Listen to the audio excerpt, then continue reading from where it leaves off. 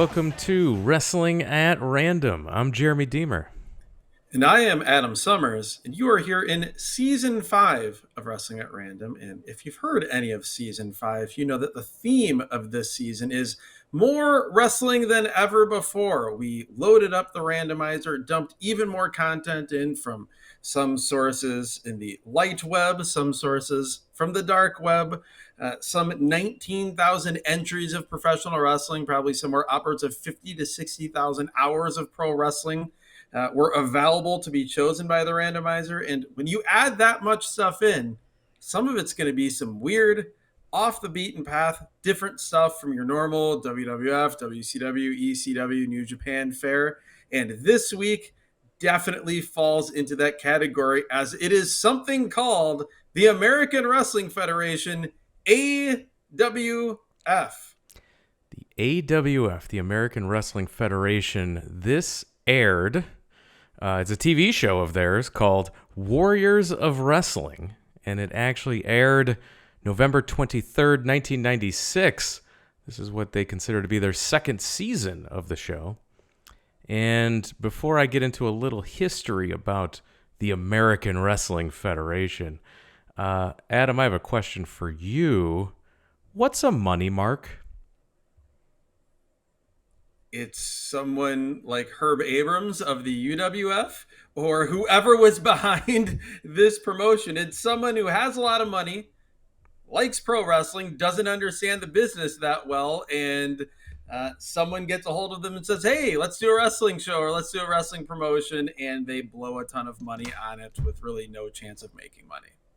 The man you're talking about would be Paul Ellperstein's American Wrestling Federation. This was a short-lived attempt to compete with the WWF and WCW in 1995-96 range. He started a nationally syndicated promotion that was on television using ex-WWF stars, and it was syndicated around the country all the way until 1998. Ellperstein was a wrestling fan who made millions of dollars in other business ventures, used that money to start a wrestling promotion, and he decided to build this around former WWF and WCW stars that were no longer being used by the big promotions. So remember the time frame we're in here. We're just starting the Monday Night Wars here in 95, 96. So there's stars that are not being used on those shows, and he went out and hired the likes of Sergeant Slaughter, Tito Santana, Greg the Hammer Valentine, Tony Atlas, Koko Ware, Chris Adams. We're gonna see a lot of guys, even guys we won't see on this show that he signed. Guys like the Warlord, Michael P.S. Hayes, Jim Powers, a fan of this podcast. Terry Taylor, the Z-Man was on a few of these shows. Absolutely correct. Nailz. The Samoan SWAT team, even Barry Darso, who we've seen on this podcast a bunch. We won't see him on this episode, but he was the Blacktop Bully, the Blacktop Bully gimmick here. There you go. And lots of interesting old WWF guys here. So he produced the television where they actually paid the audience and the fans a small amount of money to cheer and boo on cues for the tapings.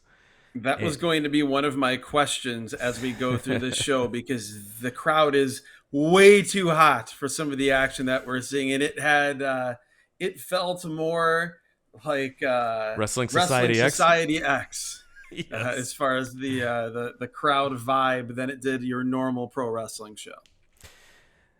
Yeah, so he ended up buying his way onto television in a number of major markets with the idea of making money off of the live events. So using the TV as a loss leader for live events. But after a few shows that didn't pan out and the promotion closed, losing millions of dollars in the process. They only did, if you go on to cagematch.net, it looks like they only did 9 tapings, several of which early on were in Chicago and Cicero, which is in the Chicago area, then Oakville, Washington, Tampa, and then Anoka, Minnesota. They did 9 tapings across 2 year, well, 94, 95, and 96, total of 9 tapings. And like you said, these shows, which there weren't many, aired through 1998. But it's expensive to get your TV onto TV when you go the syndication route. Lost millions in the process. When I was researching this, reading Dave Meltzer's Wrestling Observer newsletters, he does mention that he evidently lost all his money on this venture because years later he was working as a waiter and working in the restaurant industry after this venture failed. I 100% believe it when you look at where the pro wrestling industry was. You're trying to compete with the WWF and WCW during the formative stages of the Monday Night Wars, which were the hottest period in modern pro wrestling history. And you were trying to do that by syndication, paying for TV at a time where the major promotions had gotten out of syndication. No one was successfully doing that. This is one of those things that from day one, there was zero chance of it succeeding. He used himself as the on-air authority figure, and their gimmick was trying to present wrestling as like boxing with 4 1-minute rounds and judges. I'm sorry, it's like 4-minute rounds, and then they had judges if matches went to a decision. Regular matches would be 3 rounds, but title matches would be 12 rounds. Well, and if you're thinking, oh, this is an American adaptation of World of Sports, which we've covered on this podcast several times, it is in fact not. From a professional wrestling style standpoint, it's the whole thing is very odd. Again, you watch it and you can't imagine this succeeding at any time, much less during this time in 94, 95, 96. The syndicated show aired on the CBS affiliate in New York, Chicago, Los Angeles, and Philadelphia. I remember this in the Chicago market. It would air later at night on like a Friday or Saturday night on the CBS affiliate in Chicago. It also aired in other major market stations in San Francisco and in Boston, D.C., Dallas, and then WAPL in Detroit, WVPA in Atlanta, WVAB in Cleveland, KLGT in Minneapolis, Tampa, Miami, Pittsburgh, Baltimore, New Haven, San Diego, and KGMA in Houston. So he paid to get this show on in all the markets and cost him millions in the process. He ended up passing away of a heart attack in 2014 at the age of 58. So this is the American Wrestling Federation. This is what they consider to be season 2 of their show, and the original air date, November 23rd, 1996. In November of 1994, they taped the pilot in Chicago, like you mentioned. Dave Meltzer, the Wrestling Observer newsletter. What did he think after the taping in 1994? What did he think of this project? He says, quote, "I wonder how many people are going to lose how much money in this business over the next few years because they don't realize wrestling can only survive by constant forward evolution, and going back in time is guaranteed failure. Unless you have someone like a Hulk Hogan who's a real drawing power. Old-time WWF wrestling is dead. The groups that have a chance are the groups that get on television first with a new concept, whether it be a Japanese, Mexican, ECW, fake shoot fights, or some other concept. None are guaranteed winners, but recycling guys that nobody cares about is a guaranteed loser." 1994 prediction. Yeah, hard to say that Dave was wrong in any way, shape, or form. So let's get into the action. We get a cold open, and then the cold open, Sergeant Slaughter in front of an American flag graphic. He's hyping up the American Wrestling Federation. We get the intro music with showing some big moves, and then we go to our hosts at ringside. It's Ken Resnick, who we haven't seen since mid-'80s the WWF shows, Wrestling Challenge and some of the other shows. He was a backstage interview there. We haven't seen him since then. He's here at ringside, and he's joined by Be Still My Heart. It's 1996 Missy Hyatt. Yes. I was not expecting that, which I guess is a theme for a lot of this show. It's just weird people, or I should say people that you know, but in weird spots. Like this whole thing has a weird vibe. And having Ken Resnick and Missy Hyatt standing in front of this ring, and we'll get into it throughout the show, that has a very WWF Superstars type of production. Early to mid 90s Superstars. It's obviously a smaller building, but they are really going for that sort of look. They run down the card, and the main event is going to be Tony Atlas versus Nailz. Oh boy. I'll have a lot of information on Nailz and how we got here. Tony Atlas and Nailz is the main event of this upstart promotion trying to compete with WCW and the WWF in the heart of the Monday Night Wars. And you wonder why this didn't quite work out. We go to the ring for our first match, and the announce team is Mick Karch and Lord Alfred Hayes. Good to hear some Lord Al Hayes. I'm in on that. Lord Alfred Hayes with this Mick Karch. I had a hard time making it out. This wasn't the best video quality, we should say. This show is up on YouTube in less than HD, or even maybe less than standard definition quality. It's watchable, but just barely. And the thing to know about Lord Alfred Hayes on this show is, yes, it's great to hear him, but he basically says nothing. No. A big part of Lord Al on any of the shows was the visual, the stand-ups between matches where you'd have him talking on screen. We had none of that. It almost felt to me like if you had Lord Al Hayes in a video game and he had like 6 lines of commentary that just got repeated throughout, that's what this was. It was cool to hear him, and it was weird to hear him doing anything other than WWF, but he really, unfortunately, added little to no value. Quick fashion corner. The mats outside the ring say pro wrestling the way it should be in big letters across the mats on the outside. Yeah, and from a production standpoint, it's weird because we have a normal hard camera shot, and then we have this like secondary hard camera shot that they use for a lot of the entrances, where the camera's pulled back a little bit further and you see the mats, but you barely see like the top of the ring area. It's just it's a weird vibe. We have the wrestlers come out. This Bill Payne character, not to be confused with Bull Payne. Bill Payne is in the ring, and then out comes Koko B. Ware. And this is where, again, they very clearly and pretty effectively, from a visual standpoint, are copying the WWF 90s TV taping look. Bill Payne versus Koko B. Ware. Koko has the bird, Frankie, with him. He comes out to his old WWF music, not Pile Driver, but the one after that, Do the Bird. Comes out to Do the Bird music. It's very strange because this is supposed to be a major promotion. They're on TV everywhere, like you said, having bought TV time, but they do not care about WWF copyrights whatsoever. Coco's out there as Koko B. Ware with Frankie the Bird.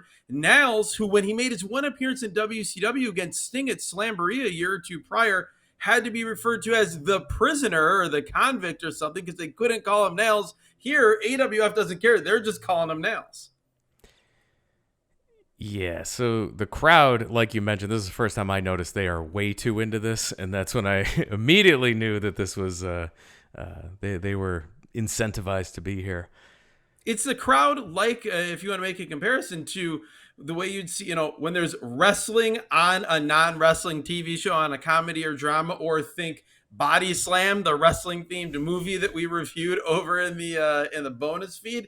It's like that, where they're not just popping for things that you pop for. They're just continuously cheering because they've been told to. It always comes across looking very inauthentic, and even more so here on this, essentially just a wrestling show. Fidel Sierra and Natasha do an inset promo. They talk about wanting the AWF title match. Bill Payne got a little bit of offense in. Otherwise, this was a Koko showcase. And then we get the clock with 30 seconds. And this is the first time I'm told about rounds. And I immediately was thinking, oh, World of Sport. But that was not the case here. And we we go to commercial, but before we go to commercial, there's a ring card girl that comes out to tell us we're going to round 2. And fun fact, Kimona from ECW started as a ring card girl after leaving AWF. She was signed here. After leaving ECW, she was signed by AWF to be a ring card girl. You mean Kimona Wanalea from Extreme Warfare Volume 2, the night Kimona Wanalea danced atop the ECW arena stage.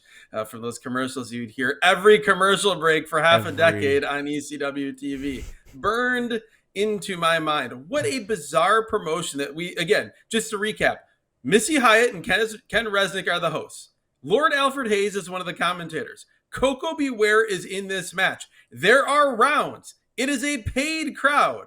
And Kimona Wanalea is a ring card girl. This is all happening before the first commercial break. You mentioned that Fidel Sierra inset promo. The second we start seeing some of these guys talk about wrestling for the title, I use this analogy all the time. You know where I'm going, Jeremy, but it's big Al Perez, world champion and world class vibes, where the second you have these guys, like you said, that are lower mid-card guys from times gone by that are then presented as your top guys in this upstart promotion, there's zero chance of anyone taking it seriously or your world championship seeming like it matters. The other note before we went to break was that we were told the judging system, if this goes the full 3 rounds, there are 2 unnamed judges at ringside, and then the third and potentially deciding judge is the referee, which feels like a conflict of interest. Also, you're asking the guy to do too much. He has to be the arbiter of rules, and then also throughout that entire time keep score in his head. I couldn't do it. Yeah, and it's not like referees ever get knocked down or miss any of the action whatsoever in pro wrestling. So it seems like they're a solid choice. So we go to commercials, where we actually had the commercials here so syndicated TV commercials. We're going to see a lot of the same advertisers over and over again. Commercial breaks. The commercial breaks are the same basically every time we get. And I was very excited about this because I was a Sega kid. I hated Nintendo. I hated 2 things as a child: Nintendo and the WWF. I was a Sega kid. I was a WCW kid. So I was very excited to see here the Sega Saturn commercial where you if you buy this bundle, you get Virtua Cop, Virtua Fighter, and Daytona USA. 2 of those games, that being Virtua Fighter and Daytona USA, 2 of my favorite arcade games of all time. So I was hyped for that. We then get Psychic Solutions, which, getting a psychic infomercial in a wrestling commercial break during the 90s feels like a rite of passage. And then we get more Sega Saturn, the same commercial airs again. Yeah, the Psychic Solution hotline. Big quotes flying across the screen. You'll be amazed. And like someone's talking about this is incredible. And then a big pop, share this feeling. Like it was really selling you hard on the Psychic Solutions. I'll tell you what, the one thing they missed out on, it's because he was still, I believe, under contract at WCW at the time. Think of the Psychic Solutions AWF promotional tie-in crossover product placement they could have had if Paul Orndorff was here with Gary Spivey. There we go. So we go back to the ring, round 2. Payne jumps Koko to start round 2. Koko fights back immediately, hits the Ghostbuster, which is his brain buster, gets the pin just seconds into round 2. So at least it established how rounds work, but otherwise it was totally useless to stop the match to then come back and just go right to a finish. There is no point of having the rounds. They're not utilized in any way, shape, or form on any of the matches on this show for any sort of drama. It's just, oh, hey, we have rounds. Just like, oh, hey, our ring has 6 sides instead of 4. It does nothing. You could. We've seen how World of Sport does rounds in a way that adds drama to a match. This was just a gimmick to say we've got it, but had no idea how to use it. Exactly. What was crazy and what was utilized very well, as you mentioned, that brain buster by Koko Beware. It's never not terrifying. It was here as well. I love it. So we've gone to Missy Hyatt in the back with Boogaloo Brown, who He's supposed to reveal the newest member of his group, but he doesn't end up doing that.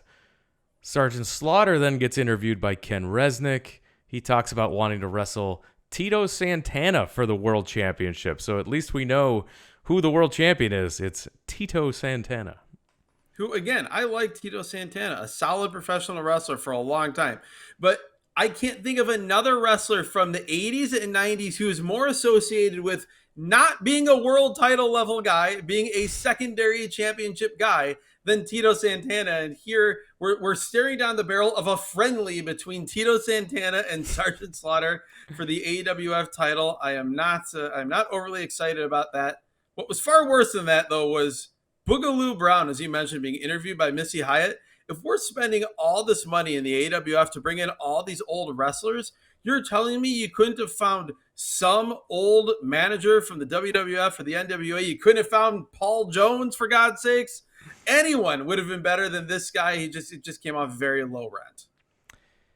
So we've got, I looked it up, and Tito Santana defeated Bob Orton Jr.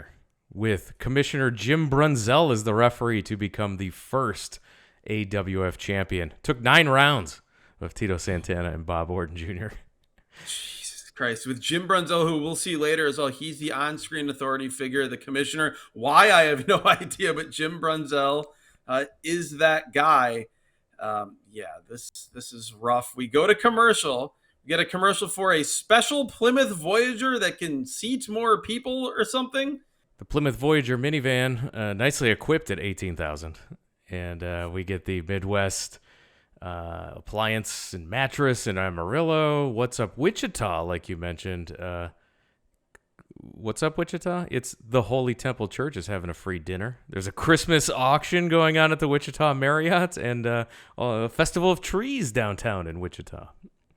I definitely feel like I'm watching a major professional wrestling event as we get these commercials. This feels like it could be the third Monday Night Wars show. Back to the ring. The commentators keep talking over the ring announcer, which I hate, especially when I'm trying to take notes on who's who. And WCW was notorious for talking over David Penzer all the time. Drove me nuts. Here it's annoying as well, but we find out it's Chris Nelson and Eddie Jackie taking on. It's so funny because the audio quality and video quality on the actual show is very rough, and then with Mick Karch and Lord Al talking over him, hearing my notes say Cliff Melton and Eddie Stanley. Close enough, yeah. They're taking on the Rat Pack, which is the team of Mr. Hughes and Manny Fernandez, Maniac Manny Fernandez, not the Raging Bull. That's maybe the most shocking thing about this show is that we have a Manny Fernandez, a star from the 80s, but it's not real Manny Fernandez. This guy, they call him a maniac. He does not look like a maniac. No. He has full jobber gear, which is just a blank black singlet. He looks like a maybe 5 years younger Brooklyn Brawler. Just not a whole lot going on there. And they're managed for some reason by General Adnan. I don't know. El Casey. Yeah. In his WWF General Adnan gear. Again, exactly. Copyrights be damned. Yes, exactly. This, I don't know. There's a lot going on here. One of the jobbers has, I didn't really get which one was Cliff Melton or Eddie Stanley or whichever two names you gave me. But he has this bizarre singlet over Zubaz style pattern tights. That is Chris Nelson. That is Chris Nelson with the Zubaz pattern tights and black and a black singlet over top of it. Yeah, so he's a tremendous looking doughy jobber, though. He looks much more like a Cliff Melton to me than a Chris Nelson. But yeah, either way, just delightfully pathetic, both in terms of talent level and appearance. So, highlights of this match. Fernandez does a pescado to the floor, which I was not expecting. It was wild. He, out of control, crushed this dude, which was nice. We also had a big guy dropkick, a fat dude dropkick from Mr. Hughes here. Ronnie Twist does an inset promo. He's going to make his debut next week. This was terrible. This is horrendous. Ronnie Twist says he started in Tornado Alley, but now he's here in the AWF for all his little twisters. This is so wooden and terrible and low. This did not make this look like a major league promotion whatsoever. You mentioned the Mr. Hughes drop kick. We also get a big leg drop, and then Fernandez comes in and hits a top rope terrifying Frankensteiner on Nelson and gets a quick pin in round 1 for the victory. Yeah, I want to know more about this fake Manny Fernandez because he doesn't have a great look. He doesn't seem like a maniac. He's not particularly good, but then he busts out this pescado, this top rope Frankensteiner. Like, I imagine there's some world where like he's teaming with Bob Backlund and Mr. Hughes on a war show in like 1997. I don't know. Missy Hyatt's interviewing the gentleman, Chris Adams. He's going to be in the main event next week. Thanks, randomizer. We couldn't have a Chris Adams match. We got Nailz and Tony Atlas in our main event. Yeah, next week it's Chris Adams and Fidel Sierra, which fulfills the idiom of a main event anywhere in the world. That certainly being the case here.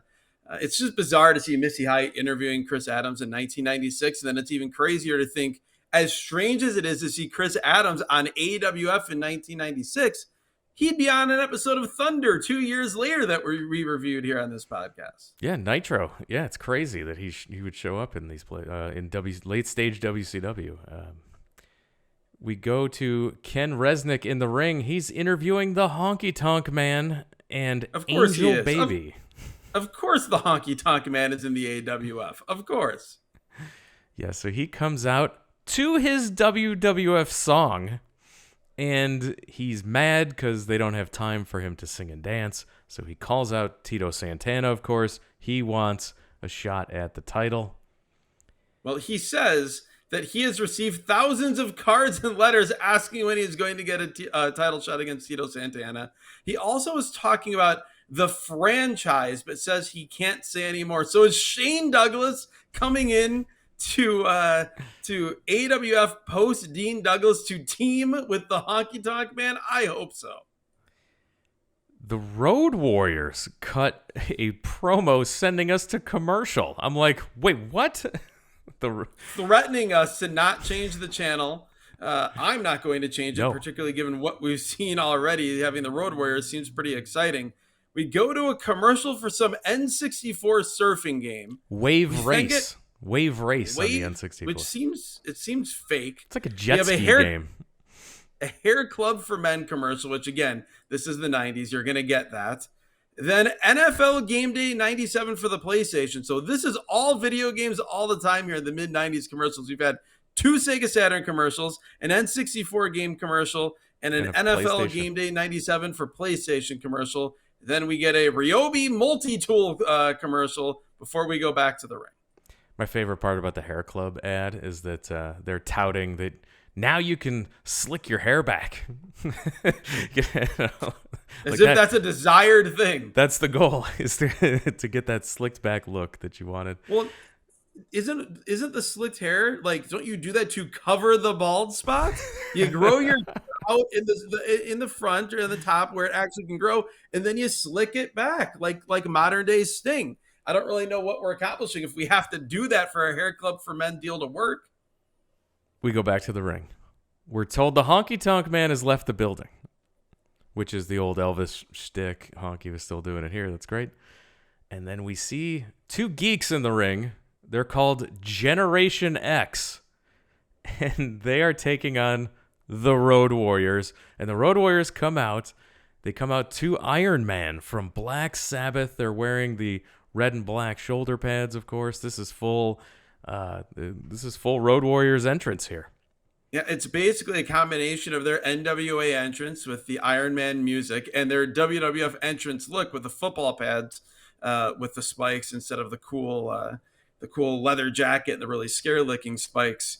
I'm more intrigued by who their opponents are. Like you said, Generation X, who sadly is neither Generation Next, so it's not like Austin Aries and Alex Shelley, nor is it Generation Me, Max and Jeremy Buck, that being the Young Bucks. Instead, it is whoever these dorks are taking on Hawk and Animal. I I looked everywhere. It's impossible. Like search engine optimization on a name Generation X is Yes. not helpful.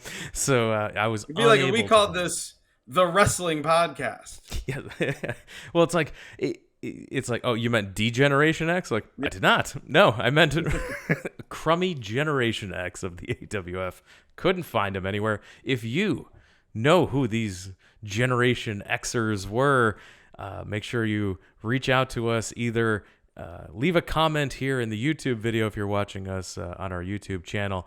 If not, make sure if you're listening to the audio version of the podcast, make sure you reach out to us via X, Threads, Blue Sky, however you want. We're available on all the social media platforms at Wrestle at Random. But yeah, if you haven't watched on the YouTube, I highly recommend you can watch us do this podcast. It also helps us if you go out there, throw us a like and subscribe there. Helps us work the algorithm so that other folks can find the podcast. So definitely check that out. And back in the ring here, Animal kills these guys with double clotheslines. One of the guys tries to do like a springboard off the top, but Animal murders him with a clothesline.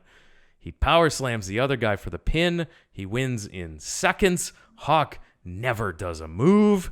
And I don't know where this is on the Hawk being in the right condition to perform. I don't know where it is on that timeline, but Animal just came in, did a quick squash, and that was about it.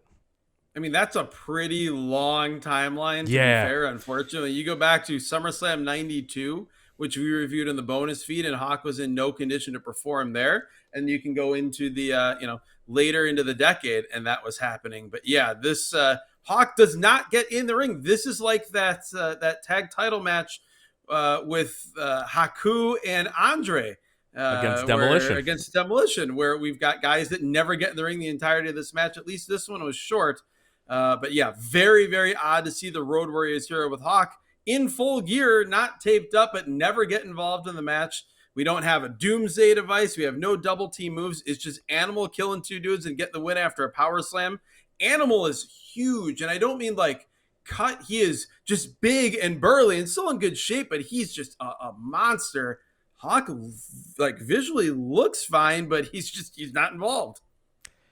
We go to the back where Rico Suave is the manager of the World Tag Team Champions. He's interviewed by Resnick. Resnick's questioning him about his team dodging the Road Warriors. And we're told, oh God, the Tag Team Champions are Wildfire Tommy Rich and Greg the Hammer Valentine. What a duo. I'm very disappointed that the randomizer did not give us an episode of them defending the tag team titles. I'm sure you would have enjoyed that greatly. This guy, this Rico Suave, a terrible manager here, if this promo is any indication. He looks more like, I don't know, take your pick. He certainly doesn't look like a Rico Suave. He's just overweight, gray-haired, marble mouth. Like you said, he talks about Tommy Rich and Greg Valentine being the tag team champions. He says that they can't defend the belts right now because they're on a cruise in Russia, which was amusing and random. And then we get Tony Atlas saying he's coming after Nailz, brother. We get some more commercials. We get a commercial for caller ID. And Yes. we're told you can get a caller ID device that plugs into your phone line. You can get that for free. Yes, kids. There was a time where you blindly answered the telephone. It's hard to think back that there was actually a time where we just picked up the phone and had no idea who was on the other end. Thank God for caller ID. What a blessing. It's hard to imagine there was a time where he picked up the phone at all. I don't answer the phone. Text me, damn it. Who answers the phone, even if I want to hear from the person? That's not how we do things. But yes, Southwestern Bell is giving you both call control and call screening to, quote, stop annoying or disturbing calls. I want to know more about these disturbing calls. Yeah, more video games. We get an N64 commercial, so you're a Sega guy, but you're also an N64 guy. We know that. Yes, the N64 was the first non-Sega system that I got because I had to get the wrestling games. I had rented a PlayStation for a day from Blockbuster Video to be able to also rent the first not World Tour, WCW versus the World for PlayStation, the first Aki WCW game, and fell in love with that. So when the N64 games started coming out, I had to bite the bullet and buy an N64 and Revenge at a Black Friday sale at KB Toys at River Oaks Mall. We now get a little video recap telling us about how Nailz cost Tony Atlas the tag titles in his match by throwing hot coffee on him. Yes, Nailz with a wacky promo where he said, Tony Atlas already has his coffee, and now he's going to get creamed. It's main event time.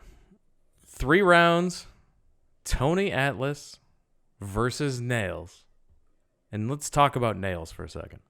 Do we have to? We do, because some people don't remember Nailz. And let's remind the people that Nailz, he won a Tough Man contest in the early 80s, and that's what got him into wrestling. He ended up breaking in with the AWA as a tag team with Nick Kiniski. Yes, in great shape, like jacked, looking like $1 million, good-looking guy. His name was Kevin Kelly in the AWA, not to be confused with the announcer. Then he went as Nailz and got a huge heel push in the WWF. He wrestled at the SummerSlam Wembley show that we reviewed in our bonus feed over at our Patreon, patreon.com/wrestlingatRandom. Over there, we reviewed the Wembley Stadium SummerSlam 92. And Nailz was on that show. And he was mad that he got an $8,000 payoff for that show. And he confronted Vince McMahon about it. He ended up attacking Vince McMahon, choking him. Other than Bret Hart punching Vince McMahon, it was the only time that violence against Vince McMahon publicly came out, that a wrestler actually attacked him. I'm liking this Nailz guy. When he was pulled off of McMahon, he called the police and claimed McMahon sexually assaulted him, evidently to give him a reason why he attacked McMahon. And so they both pressed charges against each other. Of course, he never worked for WWF again. Him and McMahon had court fights back and forth. And here he is now in the AWF. Tony Atlas comes out, and he looks pretty good for 1996. This is like he looks 15 years after last time we saw him with Rocky Johnson on this podcast. He looks good, but it's an odd choice for a guy who still in 1996 had a really good physique in that he's basically covered up head to toe. He's wearing this, like the stripes part of Stars and Stripes American flag, like the tights and the singlet, and then he has short trunk tights over that are the blue and white with the stars. He just looks like a big weird American flag. It's just, again, think about this. We have basically World of Sport rules with Tony Atlas versus Nailz. Nailz cuts him off after hip tosses and a clothesline. All Atlas to start off. He gets cut off and just Nailz starts choking like he did Vince McMahon. Nailz with a backbreaker, rams Atlas headfirst into the buckle. No effect, though, so Atlas hits a headbutt and an axe handle off the middle rope. They're trading strikes. This is sloppy from both guys. This is awful. It's sloppy, but so like they're not doing anything well or anything exciting, but it's in this first round, a much faster pace of doing nothing than I in a million years would have expected from these two guys. Like it's less horrendous because of the pace than I would have expected. The other thing that, we talked about the crowd, the paid crowd, paid to make noise. And, that's not pure. It's not what you necessarily want out of a wrestling show. But my God, I'm glad it was happening here because this crowd is red hot for this match that in any other normal wrestling venue where the fans weren't paid to cheer, this match would have died a death, but the crowd is going crazy for Tony Atlas. They're lustily booing Nailz, and it makes it a much more watchable experience than it otherwise would be. Lame clothesline by Nailz. One of the worst you've seen. He covers him for a 1 count, but picks him up at 1. And then Nailz misses a clothesline. Atlas hits one as round 1 comes to an end. We get a sensational Steve Dahl inset promo. So Steve Dahl, who was one half of Well Done in the WWF, here he'd been around for like 10 years by this point. He is a veteran's veteran. He's talked about as a new young upstart, a newcomer here, a youngster. We need a Gorilla Monsoon calling Carlos Colon a youngster in the mid-90s here, just to put this over the top. He says he appreciates the cards and letters and roses. And my notes just say, this man was one half of Well Done. He did not get any roses. None for you. We go to commercials. Same commercials we've seen, except we get a Subway commercial where we see just a burger making some dude fat, and then he busts out of his buttons, and we're told only 6 grams of fat in a Subway sandwich. And then we're told Stone Mountain Carpet's coming to Wichita. And so now in Wichita, you can buy carpet at the grand opening of Stone Mountain Carpet Mill Outlet, which is just rolls off the tongue. Real. Oh, it absolutely does. So I think of Stone Mountain, Georgia. I think of Jake the Snake Roberts. Of course. It's at least his kayfabe hometown. I was hoping he would have shown up on the show. I can only imagine what state he would have been in. The thing we should know, we always like talking about when we do get commercials, that ones that very much mark the time and place in the world, particularly technologically that we're in. We talked about the caller ID, call screening. Here for the Sega Saturn commercial, one of the features is NetLink, which allows you to surf the web on your television, which reminded me that there was this whole thing in the mid-90s of web TV where you could go online and get your email and visit websites, albeit loading incredibly slowly, on your TV through a web browser. Round 2. Atlas starts the round with a sleeper. Atlas is rammed into the buckle to break the hold. He fights back. He hits an awkward backdrop for a 1 count. And then we get a long chin lock. Atlas hits a belly-to-back suplex for a 2 count. Small package by Atlas for 2.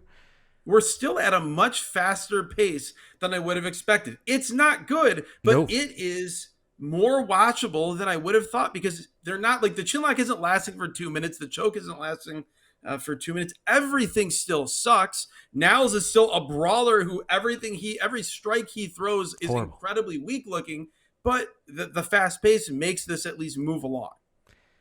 Atlas charges in, misses a tackle. Nailz sidesteps him and sends Atlas over the top to the floor, and Nailz is disqualified for throwing someone over the top rope.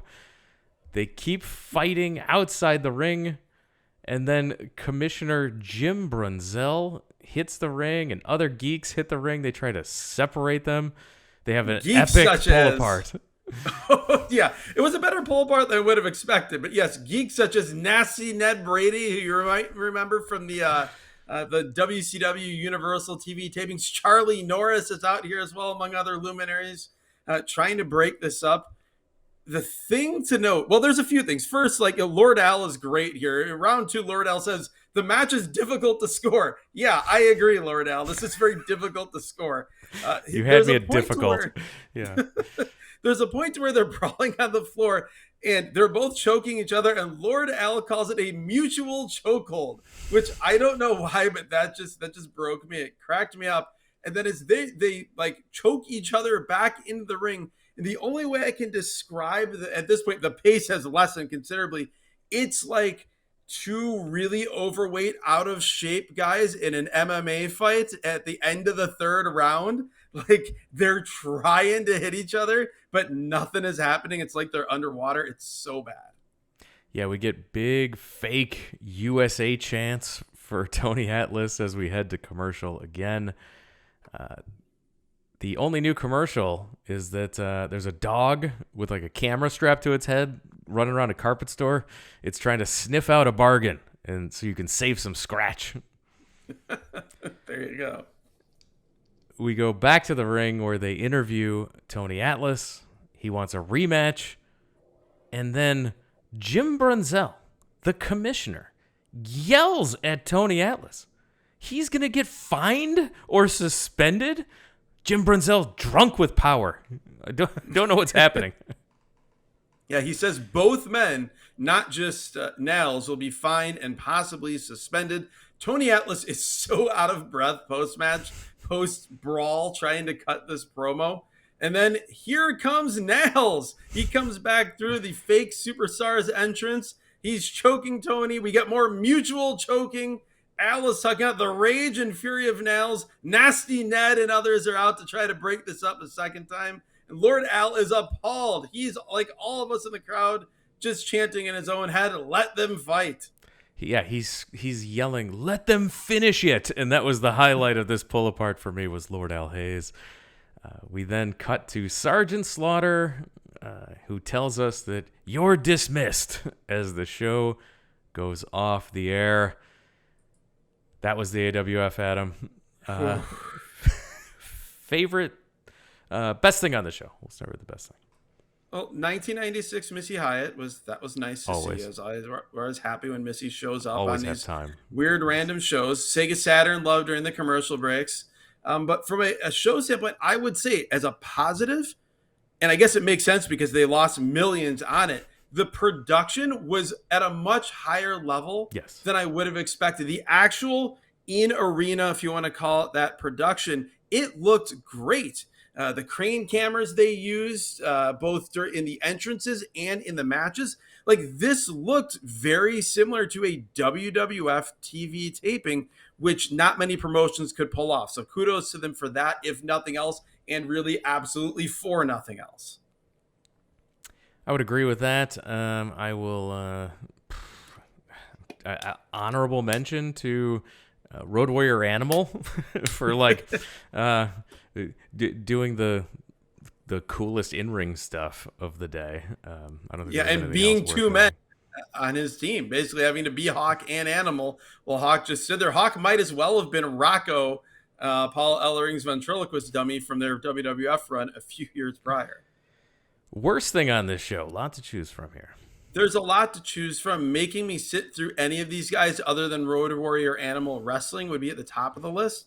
But to me, the worst thing is that you had all these stars, not necessarily big stars, but names people knew. You had this great production.